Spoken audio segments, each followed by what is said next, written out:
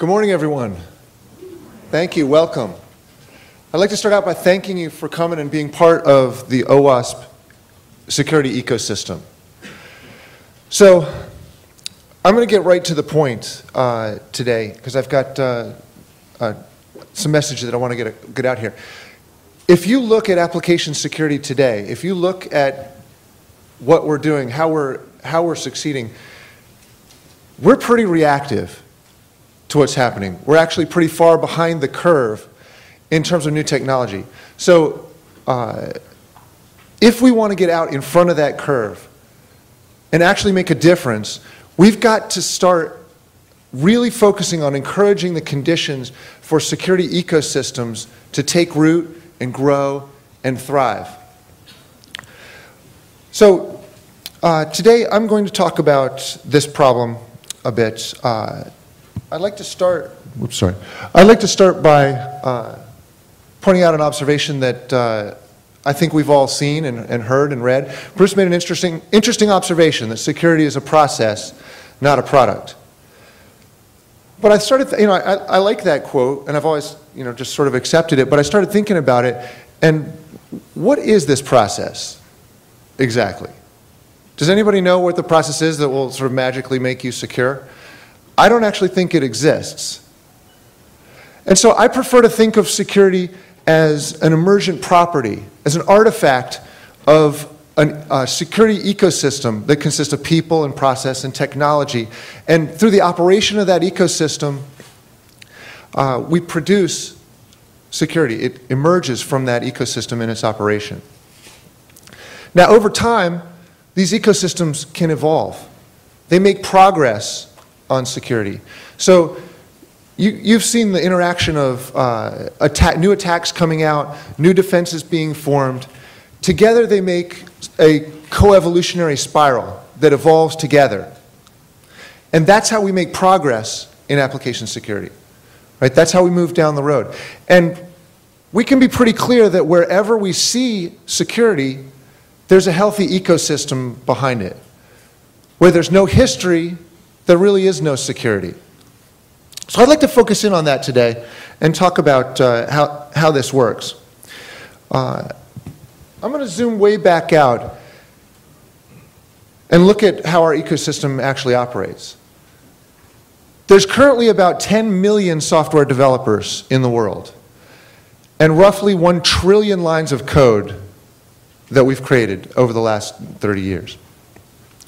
I'd like you to, for just a few minutes, I'd like you to imagine that we took that entire software world and we collapse it way down to only 100 developers, 100 applications, and 100 companies. And let's look at how this world actually appears. 83 of the applications in this world have a critical vulnerability. 72 of these apps have cross-site scripting. 40 apps have SQL injection. One company, and I'm being generous, one company has a responsible application security program. One developer, again, I'm being generous here, one developer has any security training in their background. 100 of those applications contain code of unknown origin.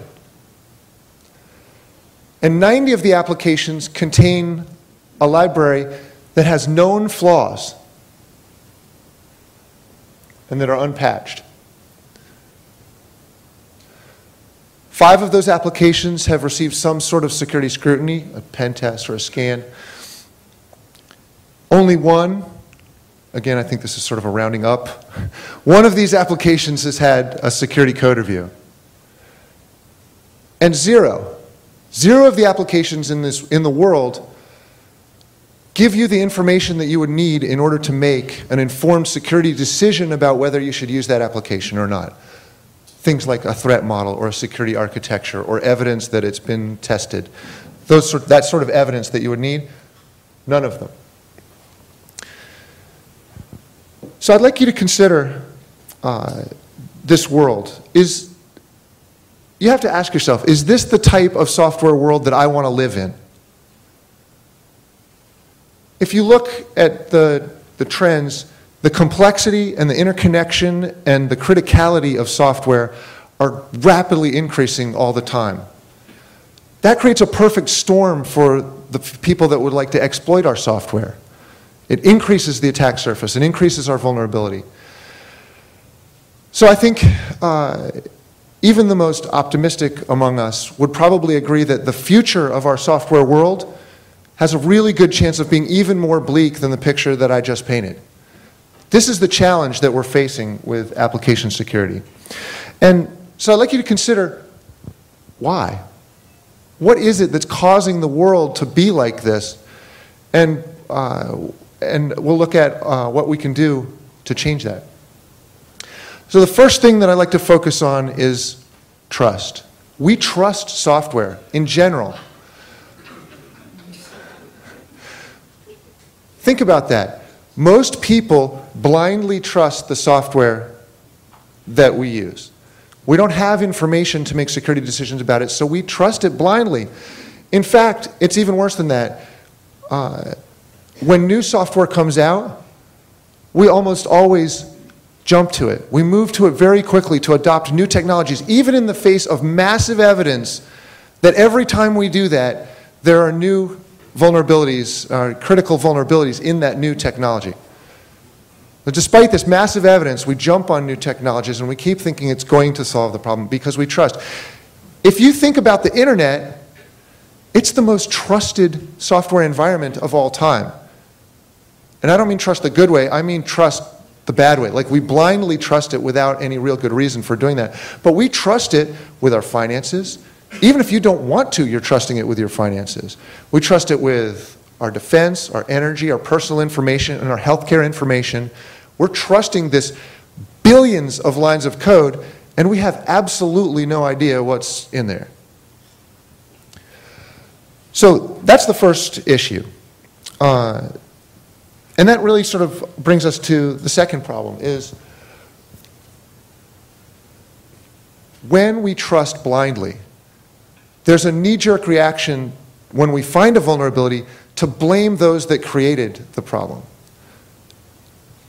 We blame developers for the problems in our software, and that's a destructive force. It's not that developers are bad people. It's not that they want to write insecure code. It's not even that they don't want help. I believe that it's something fundamental that the security community is doing wrong here. We're blaming developers, and we parade around vulnerabilities when we find them in order to grow our programs. And frankly, a lot of the people who are practicing security aren't really trying to generate secure applications. They're trying to find vulnerability, they're trying to find insecurity, but they're not focused on creating security. That's something I think we need to change. Because right now is a time when more than ever, we security community need to work side by side with developers. That's the only way that secure systems are going to get created. We need to be in the trenches with them creating security. Now there are those that want to create liability for developers for the security mistakes that they make. And I think this is very dangerous. I can't think of anything that would be more divisive between developers and security people than trying to create a liability regime. And the danger there, I actually think this blame is really important to think about when you think about these ecosystems. I think of this blame as acid rain for our security ecosystems. It destroys it. And so this blame leads to a third issue. We hide security, which is natural, right? If you're a developer, you're writing code, and you know that the security guys are going to come in and make your life terrible, they're going to embarrass you, you're going to hide the details that they need in order to analyze the security. You're not going to make security available in public to everyone so that they can make informed security decisions. So we've got this really bad trend towards hiding security and not disclosing and not making things open and public. And I think we're sort of headed the wrong direction there. As I mentioned, there's virtually no applications out there that provide an assurance case that explains why you should trust some software. That lack of information is a serious market failure that we need to focus on at OWASP. That market failure prevents buyers from making informed decisions. They can't tell the difference between secure code and insecure code. And paradoxically, that results in this adverse incentive for developers. It's almost silly for developers to produce secure code because they can't get a fair price for it in the market. So let's look at how those three forces work together. We blindly trust our software, which creates this momentum for blame. When something bad happens, we blame the developers. And then when the developers get blamed, they know they're going to get blamed, so they hide the information that causes that blame to happen. And that leads back to when things are hidden, we have to use blind trust. We trust the internet even though we have no idea what code is in there because we have no way of finding out. If we want to use it, we have to trust it blindly. That cycle is toxic for security ecosystems. It's like trying to grow grass in my yard. I think it's pretty much impossible. You can't get it started and you can't make it flourish.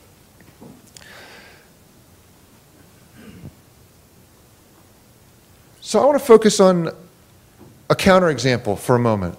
An example of an ecosystem, well, first let me talk about some of the trends that you see. Have you noticed that we keep making the same mistakes in security over and over again?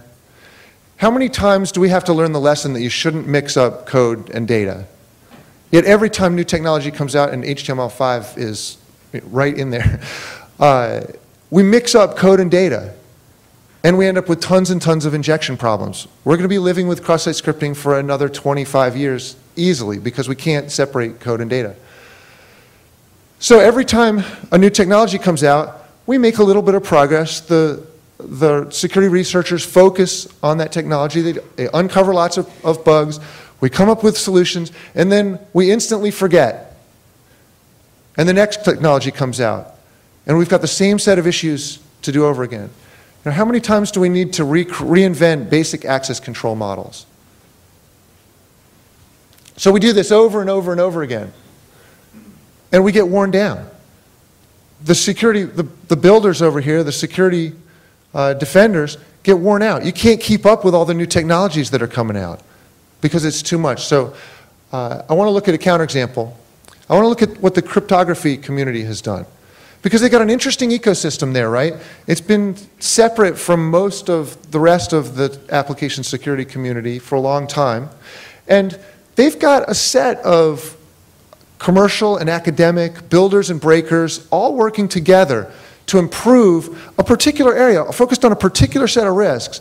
They've done a pretty amazing job. New technologies come out. Instead of starting over, they build up over time. They've made a lot of progress. In fact, right now in DC at NIST, they're holding a competition to invent the next new secure hash algorithm. They've got an American Idol style contest that's attracting builders who are inventing new algorithms and submitting them, breakers who are trying to analyze them and find flaws. They've got published literature that grows, and they invent new techniques. Their ecosystem is evolving and creating security. Security is falling out of that ecosystem over time. It's an artifact of the operation of that ecosystem. So I want to try and replicate that. That's a fantastic process. And maybe that's the process that Bruce Schneier was talking about. Another example that I want to talk about is something that we did at OWASP this summer. OWASP this summer hired an intern named Craig Yunkins. He's a brilliant young kid. He goes to Carnegie Mellon University, and he's very quiet, so I'm sure he'll be embarrassed when I say that he is a rabid Python fanboy. Now, Craig noticed something interesting. He noticed that there was no place to go for Python security. There are a few articles here and there around the internet, but no real place to go. And so together we decided to try to create a Python security ecosystem. He set up pythonsecurity.org. He gathered a bunch of information off the internet and pulled it together in one place. He created a structure